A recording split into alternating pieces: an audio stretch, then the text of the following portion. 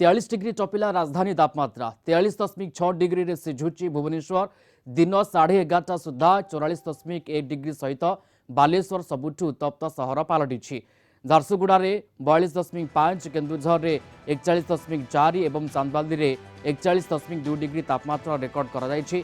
भीषण ग्रीष्म प्रभाव नहीं ट्विन सिटी को रेड अलर्ट जारी करा जायछि।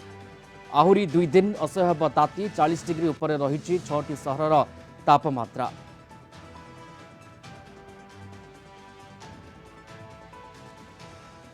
आज काली माने 30/1 पाई की आमे रेड अलर्ट जारी करिछु। 30 तारीख और 1 तारीख रे हीट वेव माने ग्रीष्म प्रभाव रु प्रबल ग्रीष्म प्रभाव रहिबार संभावना रही।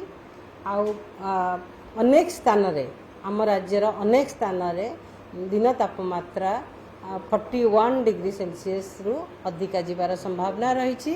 किंतु 2 तारीख रु आमर जो दिन तापमात्रा 1 किंबा 2 डिग्री कम होबार संभावना रही, ह्रास पाइबार संभावना रही। जेहेतु आमे ऑरेंज अलर्ट जारी करिछु। 2 तारीख आउ 3 तारीख पाई ऑरेंज अलर्ट रखिछु। इवन 4 तारीख पाई भी ऑरेंज अलर्ट जारी करा जिवो। ट्विन सिटी आज रेड अलर्ट खोर्धा आमे रेड अलर्ट रे रखिछु। आमे कटक रखिछु आउ खोर्धा भी रखिछु। रेड अलर्ट रे रही आमर रेड अलर्ट रे आज रखिछु डिस्ट्रिक्ट गुड़िक खोर्धा, भद्रक, बालेश्वर, मयूरभंज, केउंझर, ढेंकानाल, बौद्ध, अनुगुल एंड कटक।